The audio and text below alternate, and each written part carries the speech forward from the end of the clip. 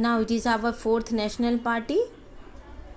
इसका नाम है Communist Party of India, Marxist, CPI-M।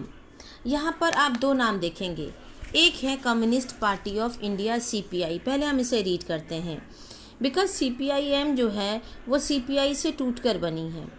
CPI-M जो है, CPI party, communist Party of India जो है, ये फॉर्म हुई थी 1925 में। बेसिकली इस पार्टी के लोग जो हैं कार्ल मार्क्स और व्लादिमीर लेनिन, इन दोनों के आइडियाज़ को फॉलो करते हैं। साथ ही साथ में ये सेक्युलरिज्म और डेमोक्रेसी, इन दोनों को भी अपने देश में इस्टेब्लिश करने के लिए डेस्परेट रहे हैं। Oppose to the forces of secessionism and communalism, ये संप्रदायवाद और वंशवाद, ये सब जो ताकतें हैं, इनका अपोज करते हुए हमेशा से नज़र आए हैं। Accepts parliamentary democracy as a means of promoting the interest of working class, farmers and the poors. Basically ये पार्टी ये चाहती है कि हम पार्लियामेंट्री डेमोक्रेसी, संसदीय प्रजातांत्रिक व्यवस्था को अपनाएं, जिससे कि कामगार मजदूरों की बातों को पूरा कर सके, उनकी ज़रूरतों को पूरा कर सके, फार्मर्स, पुअर्स। मतलब ये पार्टी जो है हमेशा से गरीब तबके के लोगों की हेल्प करना चाहती है।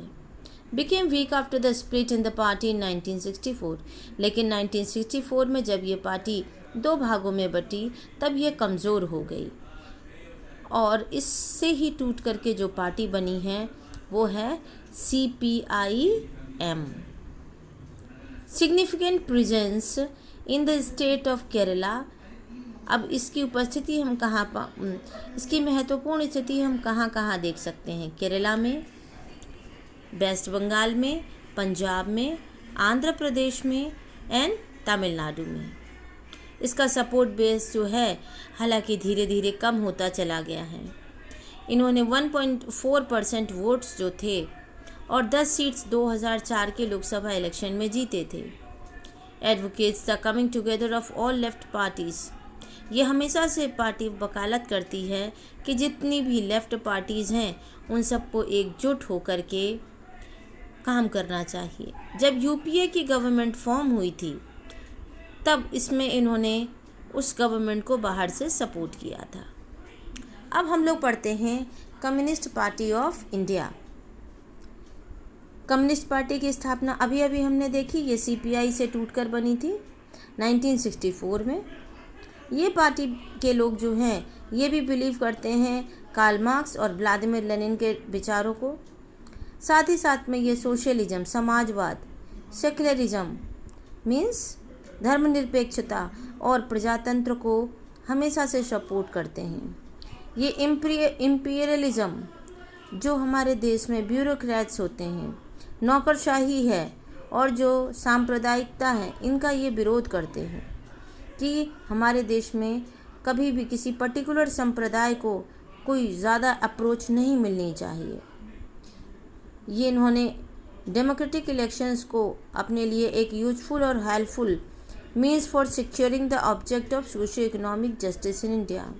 इस पार्टी का मानना है कि अगर हम सचमुच में देश के अंदर में सामाजिक आर्थिक न्याय सभी को देना चाहते हैं तो हमें डेमोक्रेटिक इलेक्शंस का इस्तेमाल करना सबसे बेस्ट ऑप्शन है, क्योंकि इस तरीके से आम जनता अपनी पसंद की पार्टी को चुन सकती है अपने लिए शासन में। ये पार्टी जो है इसको काफ़ी स्ट्रॉन्ग सपोर्ट मिला वेस्ट बंगाल में, केरला में, त्रिपुरा में, स्पेशली अमंग द पुअर।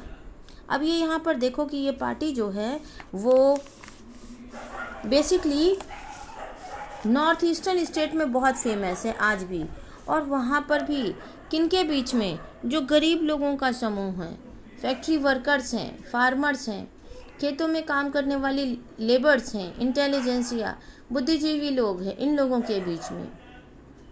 हालांकि ये पार्टी जो है न्यू इकोनॉमिक पॉलिसी का विरोध करती है, क्योंकि आज हमारी न्यू इकोनॉमिक पॉलिसी में आप देखें फॉरेन इन्वेस्टमेंट को बढ़ावा दिया गया है।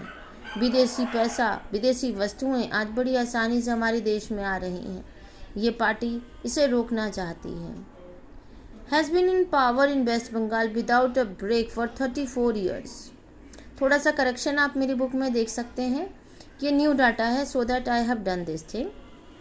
वेस्ट बंगाल में लगातार 34 वर्षों तक ये पार्टी शासन में रही। फिर 2014 के इलेक्शन में इट वोन अबाउट 3% ऑफ वोट्स और 9 सीट्स इन्हें लोकसभा में मिली थी।